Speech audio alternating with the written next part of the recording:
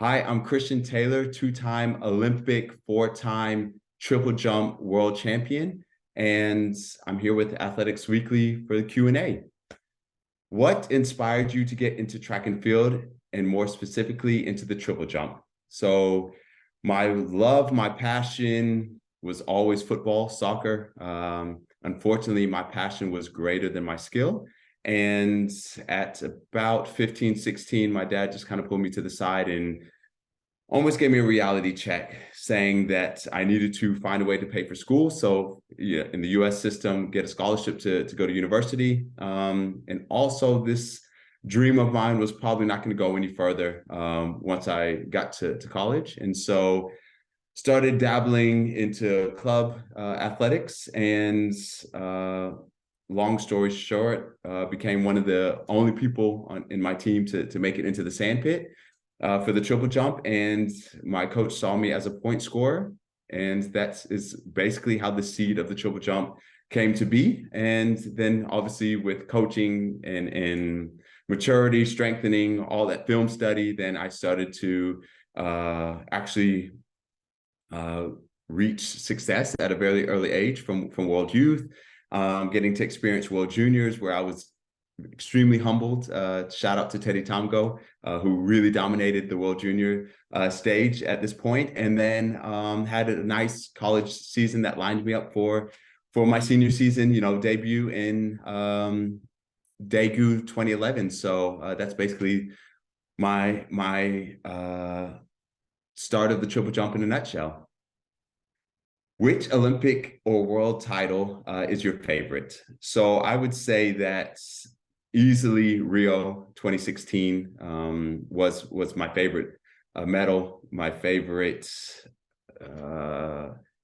senior experience to this day, because the weight of this medal was so significant. And much of my career at the early stages, it was just kind of unexpected success.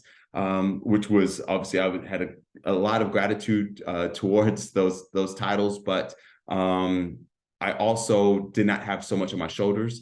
So winning my first Olympic Games in London, it was fantastic. We did it, and now this was where the bar was set, but there was still no pressure at that point. Having to learn how to jump from the other leg and go through basically the mountaintop and the valley. Very early on in my career, this was very mentally and physically difficult. But then come 2016, off the back of a very successful 2015 season, and getting into now my second Olympic Games where I was the reigning champion, the weight just felt heavier than ever. And at this point, I just thought I had everything to lose and very little to gain. Which isn't true. There's no given at any championship, but for me, I felt like the target was the greatest, on my back, and the weight was the most on my shoulders. But to say the least, it finally got through the championship and came out with the gold. And I think the emotions really showed, especially on the podium. The cheers were flowing because I really could reflect on the kids that I was working with and mentoring with classroom champions. I could think of the dark moments when I was switching legs and felt very alone and question if my career was still going to continue after having this bright success very early on. All these emotions and memories came flooding, and this really showed in the podium moment, but also the sense of relief afterwards was greatest than any other medal. So that was a very special moment in my career.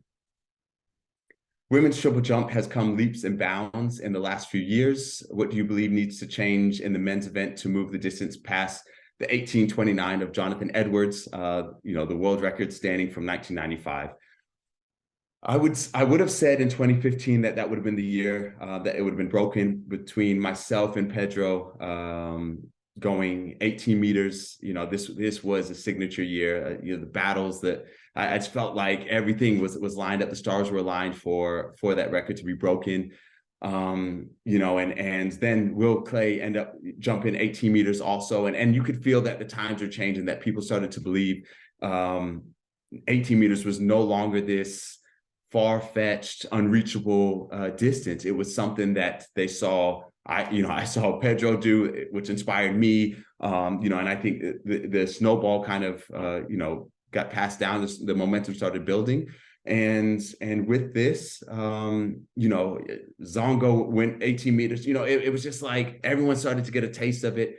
But unfortunately, it still never lined up, at the right moment, at the right time, that someone could get to the 18:30 mark. I say all this to say, I think it's just a moment in time. And I think that's the beautiful thing about world records. You can do all the preparation and you can look at all the stats and to be honest, hope and cross your fingers, tuck your thumbs, whatever it is, you can, say your prayers. But at the end of the day, it's just about the athlete that is just ready for that moment, right? And that can happen. Mondo Duplantis has shown us that can happen, at another meet, that can happen at a championship. And so I think every athlete dreams for it to happen at a world championships, or the greatest would be at the Olympic Games. But at the same time, it could be that you're just in very good shape. Your coach and the coach and athlete just seem to just click. The physios, the nutrition team, everything just lines up, and that athlete is just executing perfectly on that day. And so that's a beautiful world record. It's the greatest achievement in that discipline in history. And I think that's so beautiful, and that there should be a reverence and respect that the WR holds. But it's not an easy feat. And so I'm just hoping that, that especially, Rojas has shown, right? Like she's the GOAT. She has shown that she is leaps and bounds, not even beyond the competition, but, in the history books, right? She has done what no other woman has done before. And she does it with grace and also some swag, which is very exciting. But, I'm hoping that we can also learn from that. The men triple jump can learn and be inspired by these performances, and that it just opens the door that if she can do it, we can too. And I think that's very powerful. How far do you think Yulimar Rojas can jump and push boundaries in the sport? I cannot say I'm the first to say it, but I think I'm joining in the chorus. I think she is 16 meters and beyond. This seemed really far-fetched and crazy to think about, but to be able to, I had the great opportunity to bound with her one training session in Doha 2019. Herself and Pedroso, and we were just at the warm-up track and just getting to do some alternate bounds with her, and it blew me away with how that she was literally jumping right next to me, but B, also that she was doing with such ease. And I just thought, if doing a performance at such a high level just comes so easy for you, what boundaries are there? What limits? It almost felt like she was limitless. And so I just feel like, she can reach for the stars. She can go well beyond what people think is possible. And I think she's going to shatter the records before, her time is done. Would you swap one of your world triple jump titles for a world record? This is something that I have thought about numerous times throughout my career. And, I'm grateful for every medal, but also for every opportunity that I've been able to represent my country on the world stage, because, I knew that it was a spot that was earned, but it was also, it was a privilege, right? I had the opportunity to, whether have a bye or whether being reigning champ, whatever it put me in that position, it was a team effort, and nothing came easy. And so I always took actually great honor in representing my country. I took great pride in going out there and feeling that my competitors were chasing me, to go and then do this and then get on top of the podium. This is nothing greater. But I say all this to say also that leads me to the world record, which is the stamp of you are the greatest person to ever do it. It's difficult. And maybe if you speak to a world record holder, I think they would be the better person to ask because they've been on both sides. Maybe there are some that just haven't lined it up at the right time. But for me, it's my career. I'm so proud of what I've been able to achieve and the doors that God has opened for me, but also, with the team that has enabled me to reach those goals. I am grateful for those seasons of my life. And I don't believe I would change that for anything. But I'd also be a bit torn to say that if my career ended and I didn't reach a world record, that I wouldn't feel like I didn't do everything I was capable of, because I believe to this point that, I am capable and I have what it takes to surpass that 1829 record. So Jonathan knows how much respect I have for him, for his career, for that distance. I believe that because he put it out there so far, this is what drives me day in, day out. But, I also, with respect, believe that I am capable of surpassing that. And so I'm just waiting to put in that work and just be ready mentally, physically, emotionally for that moment also. Whose idea was the Athletics Association, and what's the most important work you've done thus far? So the Athletics Association obviously came off the back end of the Diamond League decision of removing the events, and this was far be it from my decision, my idea, my initiative. It was really the echo or the reflection of many past attempts that of unionization or a collaboration of voices of the athletic body. This was me learning from my mentors, learning from those that had inspired my career, that really reached out and said, this is the moment. Now you can strike and do what we try to do in our careers. And for me, this was very encouraging. Also, to be very honest and transparent, it was very nerve-wracking, right? Like, I felt like I was in a position that I was going to put my neck out there and hope that the athletes would join with me, not join behind, join side by side, right? And you just never know. And so my dear friend, Jeff Freeman, called me, and we spent a few hours literally just locking in ideas of what this could look like and what he's seen, because he's a huge athletics fan, and what he's seen in the past and how this can be successful, and just having someone to just brainstorm and just throw some ideas around, but we needed to also be very cautious of like the timing, right? We couldn't waste a lot of time. We had to seize that moment.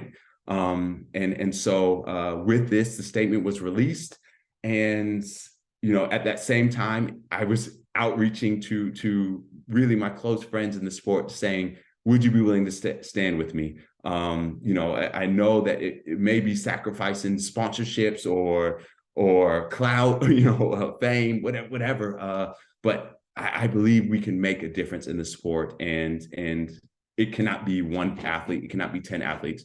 It's got to be all of us, right? There are power in numbers. And if all of us are saying, we need to see change, we need to be at the decision-making table, we need to be a part of the decision-making process, as we are the major stakeholders of the sport. Once you grasp the importance of that, stand with me and let's make a difference, not even just for our time, but to be able to pass the baton for the next generation of our sport. The athletes were saying, we're with you, we believe in it, this is the time, let's do it. And that was just so encouraging, so powerful, because I thought, even if shots get thrown at me, even if stones get thrown at me, it was not going to just be me. It was going to be me hand in hand with my colleagues. And so that was just, I would say to this day, something I'm most proud of in my career to be a part of. I don't believe I led it. I don't believe it was my initiative. As I said, I just believe I'm grateful for this moment of time that I could be a part of something that I believe is going to be a seed of something far greater in our sport to come. And quickly, the most important work that we've done so far, of course, having the events reinstated back into the Diamond League was big. There were 4 disciplines that were removed, which means livelihoods of other athletes like myself, that would have influenced income, would have influenced world championship, Olympic Games preparation, would have influenced so many different things, impacted so many different things. To have this ruling reversed and have these events back in, and to also illustrate, demonstrate that each part of the body is truly important. I think that's the message that really transcended across the athlete body. No event is greater than the other. We all work to keep this body, this healthy body of athletics going. But we must work together, and to be honest, athletes need to be at the core of that. And so, I just hope that it was really an empowering movement, and something that we're just going to continue growing. But, my promise is really when I retire, and not only just reflect, but now, to be really honest, have the time, the capacity, the space in my day. I really dream and hope and will, just put more time into this, and seeing how we can continue to grow this, inspire and empower athletes, for generations to come. So that's really, really exciting for me.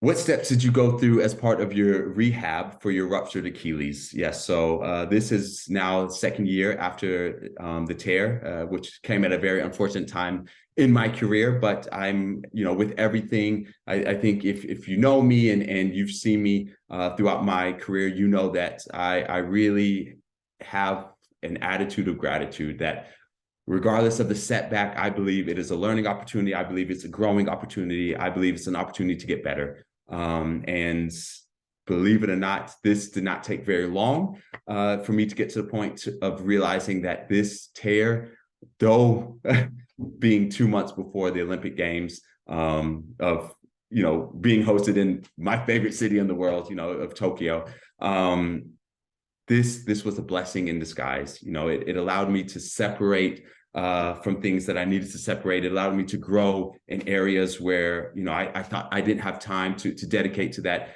It allowed me to just grow as a person. And so I feel that I will be even better after this. And for me, it's not even, is it possible? It's for me, not even just let's do it again. It's now let's go even further. And so, having the support from my sponsors, it's for them to give the call right away, say, we're sorry about, the disappointing timing. We're sorry about, what has occurred. We're with you if you decide to stay with it. These moments are the ones that were like, well, if they're not giving up on me, how can I? And the outpouring and the flooding of social media, fans just saying, look, we're expecting you, not we're hoping, we are expecting you to come back. These are the tweets, these are the comments that I framed and that I put in my mind when it got dark, when it felt lonely, when it was difficult. These are the things that I just focused on, because I knew that people were counting on me to come back, and not just to see me succeed, but to know if it could happen to him, not an injury, but if a setback can happen to him, how does he approach it? How does he how does he take this on? How does he deal with it? And then how does he overcome? And that is the part that I'm looking most forward to now, the overcoming part. I felt like I've dealt with it. I felt like I've got back on the horse. I felt like I'm starting to figure things out, but it's that overcoming part that I want to rejoice with my fans, my family, my friends, and say, we did it. It's never been about me. We did it. And for those that are looking towards me, saying like, oh, looking at my career, don't look at the numbers. Look at like when adversity hit, the perseverance that is in me is the same as in you. And I think that is just another empowering thing, that I'm no different than anybody else. I'm just able to tap into that motivation that allows me to push. And that motivation, transparently was those encouraging messages, right? So I think that just also hits on the importance of just the people you surround yourself with, and what you allow to put in your mind and in your heart, because that is really what's going to drive you day in, day out to accomplish your dreams. Okay. how do you mentally recover from a long time injury, and how do you process the lows during the injury? So how do you mentally recover? For me, it is all about, I had a fantastic counselor. So there's a lot of talk about mental health and mental health awareness. This was for me not a conversation. This was an actionable item. This was get help, right? And so this was unknown territory, and for me, I was not gonna hope and wish and just go through it willy nilly. It was like, no, let me go through this process with guidance, with somebody that is familiar with dealing with people dealing with trauma or tragedy or whatever it may be, and help me mentally get into a space that is going to help me come out stronger. And so sometimes it was a lot of reflection. Sometimes it was a lot of hurt and dark moments to realize that, I spoke about this growth earlier. These moments, in counseling allowed me to realize that I had strings that were on me that were maybe holding me back from a world record breaking performance early in my career. I was holding on to things that just baggage that did not allow me to fly properly, but also just to learn about myself, body awareness, right? And so having a counselor was key. Also, I have to give my wife, a huge shout out, because I'm able, I was able and I am able to just have the strongest person beside me. And when I was weak, she was strong, and when I was strong, she was stronger. It was just like I always had her in my corner. Rainy, cold, snowy, it didn't matter. With the days I just thought I have nothing else to give. My wife was the one that was like, it's just not an option. You will go to the session. You will do that one more rep. You will. And it's one thing to say I can, but it's another thing to say that, someone's saying you can do it. And so just having that pour into me, that outpour on the daily basis was key. Then, outside of that, I think also this ties into the lows, those difficult moments, watching the Tokyo Games, in a hyperbaric chamber, feeling helpless and feeling, that everything is lost. Again, for me, it was just a support system. Having the therapists around me saying, it's not over. Having, my pastors, praying with me. Having my chiropractor, Marcus, just praying with me and talking with me, on the phone when I was literally, across the pond, just taking time to just say, you will do it. And I'm going to be there to watch you jump when you come back. And also I have to give, my agency a huge shout out, because, they were the ones that were really, gung ho. When I told them that I believe I have what it takes to come back, but also I'm ready to jump again, they made it happen. They found a meet for me, and they opened doors that I thought I was not going to be able to get into. And so, just having those support system around me, game changers. No, yeah, easily, hands down. Which up and coming athletes in the triple jump, both men's and women, excites you? So, really enough, I feel like I'm a veteran. I'm 32. And so, of course, Rojas, it's easy, right? Like for me, she's still so young, has so much potential. And I believe we are just now getting into what she's capable of. But I would also say, on the men's side, Jordan Diaz just had a breakthrough season, and I believe there's definitely more to come. But he did very well, on the junior stage. Now on the senior stage, he, had Diamond League wins, competed and showed that he has what it takes, and he's a contender, for sure. So, I'm a big fan of him, and I just think he's doing things the right way. And also Wonder Kid, I think this is Jaden, who's now, over in Arkansas. I think he has a lot of potential. He's just finished the junior stage and, did very well this past summer. But I think he also, representing Jamaica. This is sprint capital. I think it's going to be awesome to have some representation in the triple jump, in the field. And so, they're doing things in discus. They've had some representation in the shot, but I think for the triple jump, I think he's the one to watch. So I think those two are, for me, definitely going to be in my sights, and hopefully the ones I can pass the baton to when I'm hanging it up. Tennis has just released a Netflix docu-series similar to what football and F1 has done. Would track and field benefit? And if so, how would you maximize the most out of a series?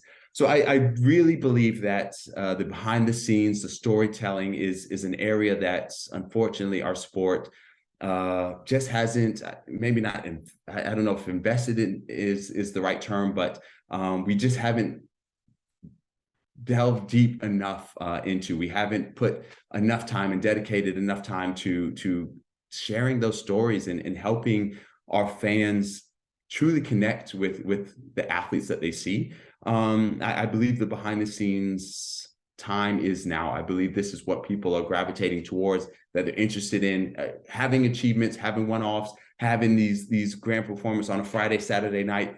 That's wonderful, and it is exciting, but you always get the question, then what? What now? After the Olympics, every Olympic Games I went to, I came back home and the question was, what do you do for the next 4 years, right? And that just made me feel that this is an opportunity where we need behind the scenes presence. We need opportunities for our fans to connect with us, connect with the stories, how we got there, who we really are, what we stand for, and where we wish to take the sport and our careers. And so I think, of course, F1 and football have done this incredibly, and this is something that we should learn from, but also not just copy, right? Find opportunities where we can find our niche, because track and field athletics is so unique.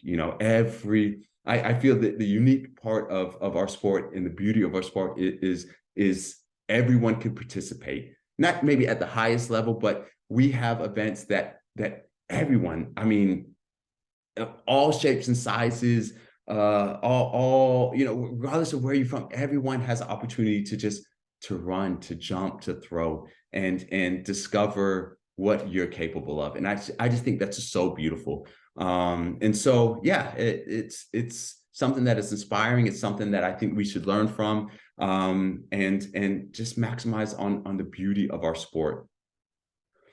Lastly, is 2024 Paris Summer Olympic Games on the cards? Absolutely. This is what my wife, my coach, and I are working towards every day. I talk about the team behind me because though it's an individual sport, I believe it's an individual team sport. And none of my success would have been possible without the team behind me. And this stays true to this point. We are all working towards, when the injury happened, I reached out to the USOPC, USA Track and Field, and told them this was a bump in the road. This was not the end. I did not plan on retiring this way. I was not ready to hang it up. And so, I was very clear, Paris 2024 is my goal. And they were behind me. And so, that is something that is tried and true to who I am. It is what I'm breathing, bleeding, aspiring towards. And this is what I'm fighting for every day. So Paris 2024 is definitely, in my sights, and it's going to come quicker than I can even imagine. So very excited about that. And thank you, Athletics Weekly, for this opportunity.